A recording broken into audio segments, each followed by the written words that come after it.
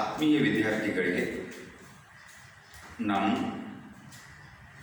ಮೊನ್ನೆ ಮಾಡಿದ ವಿಡಿಯೋದಲ್ಲಿ 1935ರ ಕಾನೂನಿನ ಮುಖ್ಯಾಂಶಗಳನ್ನು ತಿಳಿಸಿದ್ದೇನೆ. ನಾನು ಇವತ್ತಿನ ವಿಡಿಯೋದಲ್ಲಿ 1947ರ ಭಾರತ ಸ್ವಾತಂತ್ರ್ಯದ ಕಾನೂನಿನ ಬಗೆಗೆ ತಿಳಿಸುತ್ತೇನೆ. ನಾನು ಮೊದಲು ಇಂಗ್ಲಿಷ್ ಮಾಧ್ಯಮದಲ್ಲಿ ಬೋಧಿಸುತ್ತೇನೆ. Indian Independence Act of 1947, the Government of India Act 1935 paid satisfy of demand of Indian people. 1939, the Congress Party it demands a Constituent Assembly to frame the Constitution.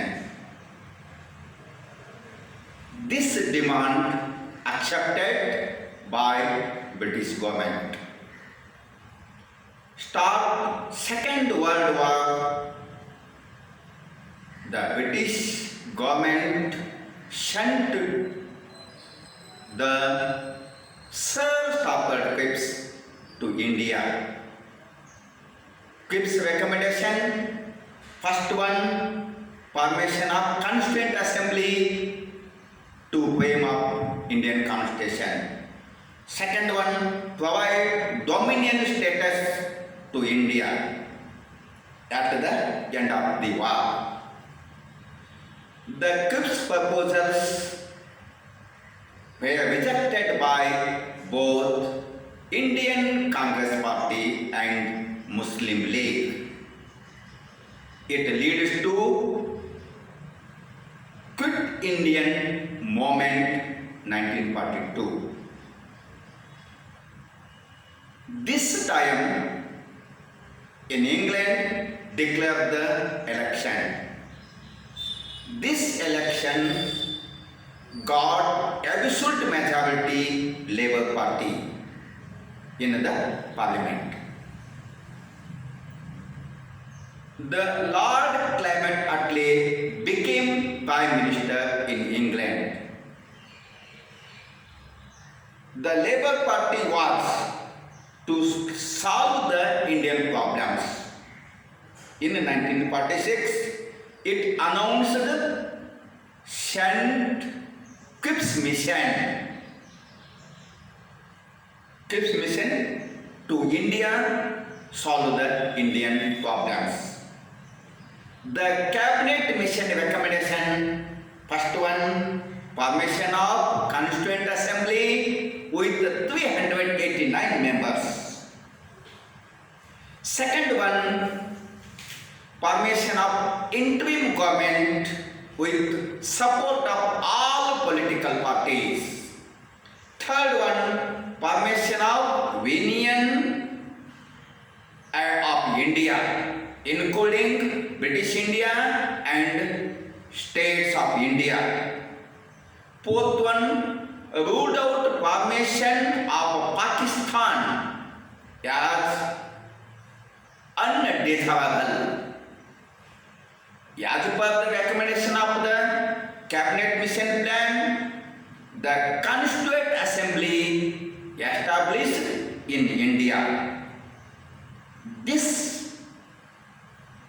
assembly presided by Dr. Babubhai Chandra Prasad. The Congress accepted the proposal, but Muslim League rejected. Communal rights became the order of the day. Finally, declared the transfer of power on 20th of February 1947. The British government sent Sir Lord Mountbatten because transfer of power India. All political leaders concerns with all political leaders. He agreement between Congress and Muslim League on the basis of partition. The Act of 1947 was actually an extension of the Mountbatten Plan. Provisions of 1947 Act. First one, this act provided two independent dominion. First one India, second one Pakistan on 15th August 1947. The act provided for complete transfer of power. Second one, the Dominion of India got the territory of Bombay, Madras, Uttar Pradesh, Central Province, Bihar, East Punjab, West Bengal, Assam, Delhi, Ajmer, Coorg, etc. And Pakistan have got territory except India, Sindh, Balochistan, West Punjab, West Bengal, etc. This act determined the Boundary Commission.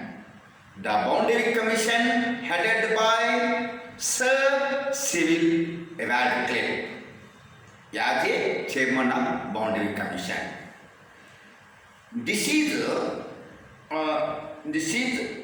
main provisions of 1947 Indian Independent Act. ಇವತ್ತು ನಾನು English ಮಾಧ್ಯಮದ ವಿದ್ಯಾರ್ಥಿಗಳಿಗೆ 1947ರ ಕಾನೂನಿನ 2 ಮುಖ್ಯಾಂಶಗಳನ್ನು ಪ್ರಸ್ತುತಪಡಿಸಿದ್ದೇನೆ. ಉಳಿದ ಮುಖ್ಯಾಂಶಗಳನ್ನು ಮುಂದಿನ ವಿಡಿಯೋದಲ್ಲಿ ಪ್ರಸ್ತುತಪಡಿಸುತ್ತೇನೆ. ನಂತರ ನಾನು ಕನ್ನಡ ಮಾಧ್ಯಮದ ವಿದ್ಯಾರ್ಥಿಗಳಿಗೆ 1947ರ ಭಾರತ ಸ್ವಾತಂತ್ರ್ಯದ ಕಾನೂನನ್ನು ತಿಳಿಸುತ್ತೇನೆ. 1935ರ ಭಾರತ ಸರ್ಕಾರದ ಕಾನೂನು ಭಾರತೀಯ ನಾಗರಿಕರ ಬೇಡಿಕೆಗಳನ್ನು ಈಡೇರಿಸುವಲ್ಲಿ ವಿಫಲವಾಯಿತು. 1939ರಲ್ಲಿ ಕಾಂಗ್ರೆಸ್ ಪಕ್ಷವು ಸ್ವತಂತ್ರ ಭಾರತಕ್ಕೆ ಸಂವಿಧಾನ ರಚನಾ ಸಮಿತಿ ರಚಿಸಲು ಇಂಗ್ಲೆಂಡ್ ಸರ್ಕಾರಕ್ಕೆ ತನ್ನ ಬೇಡಿಕೆಯನ್ನು ಮಂಡಿಸಿತು. ಈ ಬೇಡಿಕೆಯನ್ನು ಇಂಗ್ಲೆಂಡ್ ಸರ್ಕಾರವು ಪರಿಗಣಿಸಿತು. ಎರಡನೆಯ ಜಾಗತಿಕ ಯುದ್ಧ ಆರಂಭದ ನಂತರ ಇಂಗ್ಲೆಂಡ್ ಸರ್ಕಾರವು ಸರ್ ಸ್ಟಾಫರ್ಡ್ ಕ್ರಿಪ್ಸ್ ಇವರನ್ನು ಭಾರತಕ್ಕೆ ಕಳುಹಿಸಿತು.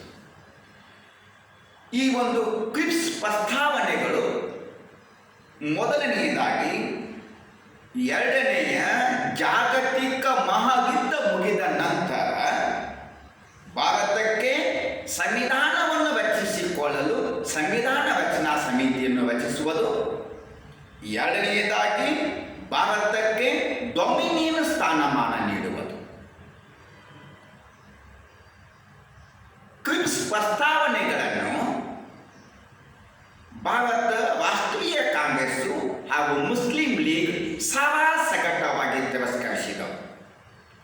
ನಂತರ ಬ್ರಿಟಿಷರೇ ಭಾರತ ಬಿಟ್ಟು ತೊಲಗಿ ಎನ್ನುವ ಚಳವಳಿಯನ್ನು 1942ರಲ್ಲಿ ಆರಂಭಿಸಿತು.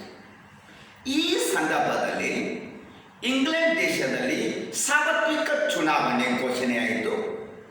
ಈ ಚುನಾವಣೆಯಲ್ಲಿ ಲೇಬರ್ ಪಕ್ಷವು ಇಂಗ್ಲೆಂಡ್ ಸಂಸತ್ತಿನಲ್ಲಿ ಬಹುಮತ ಪಡೆದುಕೊಂಡಿತು.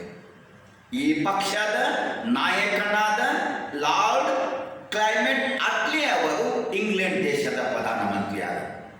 ಇವರು ಇಂಗ್ಲೆಂಡ್ ದೇಶದ ಸಮಸ್ಯೆಗಳನ್ನು ಬಗೆಹರಿಸುವ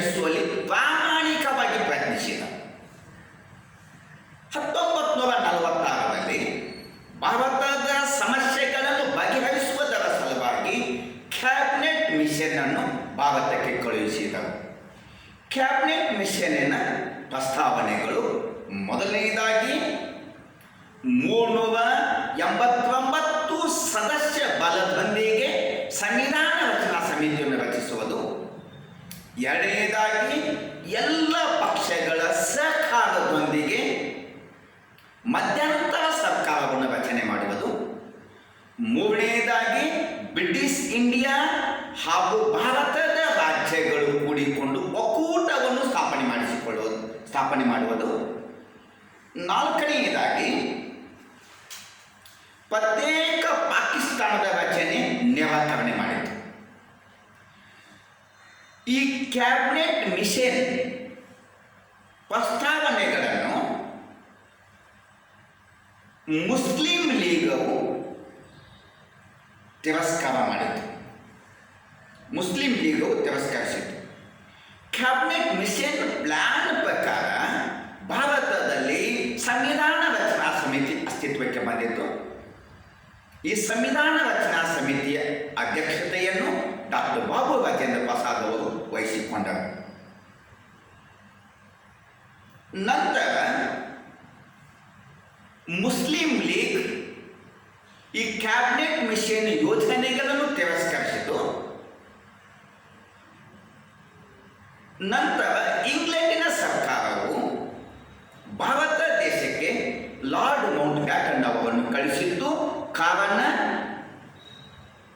ಭಾರತ ದೇಶಕ್ಕೆ ಸ್ವಾತಂತ್ರ್ಯವನ್ನು ಕೊಡುವುದರ ಸಲುವಾಗಿ ಹಾಗೂ ಅಧಿಕಾರಗಳನ್ನು ಹಸ್ತಾಂತರಿಸುವುದರ ಸಲುವಾಗಿ ಮೌಂಟ್ ಬ್ಯಾಟನ್ ಅವರನ್ನು ಇಂಗ್ಲೆಂಡಿನ ಸರ್ಕಾರ ಭಾರತಕ್ಕೆ ಕಳುಹಿಸಿತು. ಈ ಮೌಂಟ್ ಬ್ಯಾಟನ್ ಅವರು ಭಾರತ ದೇಶಕ್ಕೆ ಬಂದು ಮುಸ್ಲಿಂ ಲೀಗ್ ನಾಯಕರೊಂದಿಗೆ ಹಾಗೂ ಭಾರತದ ರಾಷ್ಟ್ರೀಯ ಕಾಂಗ್ರೆಸ್ಸಿನ ನಾಯಕರೊಂದಿಗೆ ಸಮಾಲೋಚನೆ ಮಾಡಿ ಪಾಕಿಸ್ತಾನ ದೇಶವನ್ನು ಪ್ರತ್ಯೇಕ ದೇಶವನ್ನಾಗಿ ಮಾಡಲು ಒಪ್ಪಂದಕ್ಕೆ ಬಂದರು. ಒಪ್ಪಂದಕ್ಕೆ ಬಂದ ನಂತರ 1947ರಲ್ಲಿ ಇಂಗ್ಲೆಂಡ್ ಸಂಸತ್ತಿನಲ್ಲಿ ಭಾರತದ ಸ್ವಾತಂತ್ರ್ಯದ ಕಾನೂನನ್ನು ಮಂಡಿಸಲಾಯಿತು. ಈ ಕಾನೂನು 1947ರಲ್ಲಿ ಜಾರಿಗೆ ಬಂದಿತು.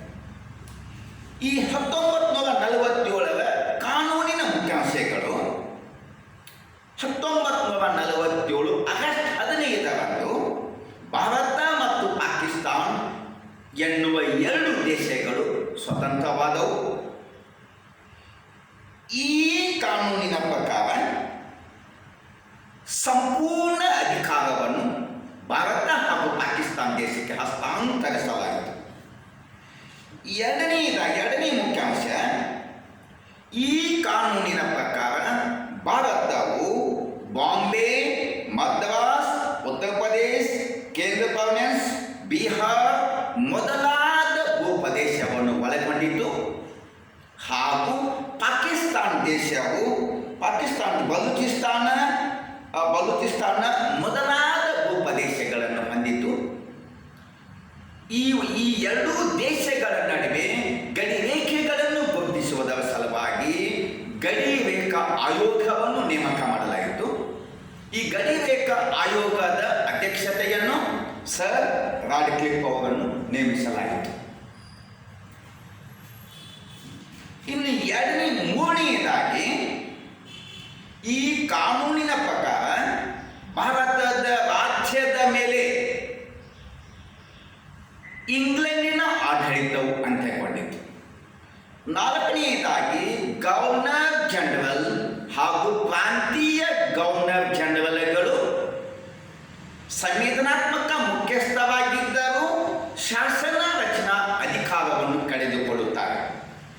ಐದನೆಯದಾಗಿ, ಸೆಕ್ರೆಟರಿ ಸ್ಟೇಟ್ ಫಾರ್ ಇಂಡಿಯಾ ಎನ್ನುವ ಹುದ್ದೆಯು ರದ್ದಾಗುತ್ತದೆ.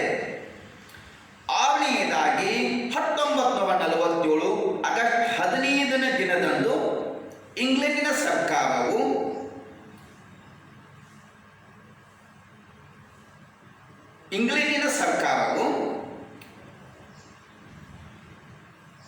UK, ಇಂಡಿಯಾ ಸೇರಿದಂತೆ ಭಾರತದ ಯಾವುದೇ ಭಾಗದಲ್ಲಿ ಅಧಿಕಾರ ಚಲಾಯಿಸುವ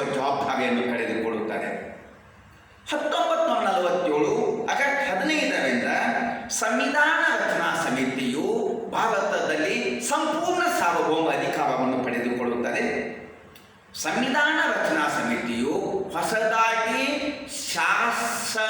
ಶಾಸನ ಸಭೆಯು ರಚಿತ ಆಗುವವರೆಗೂ ಕೇಂದ್ರ ಶಾಸಕಾಂಗವಾಗಿ ಕಾರ್ಯನಿರ್ವಹಿಸುತ್ತಾರೆ. ಇಷ್ಟು ಮುಖ್ಯಾಂಶಗಳು ಈ ಒಂದು ಕನ್ನಡ ಮಾಧ್ಯಮದ ವಿದ್ಯಾರ್ಥಿಗಳಿಗೆ 1947ರ ಆ ಒಂದು ಭಾರತ ಸ್ವಾತಂತ್ರ್ಯದ ಕಾನೂನಿನ 7 ಮುಖ್ಯಾಂಶಗಳನ್ನು ಪ್ರಸ್ತುತಪಡಿಸಿದ್ದೇನೆ.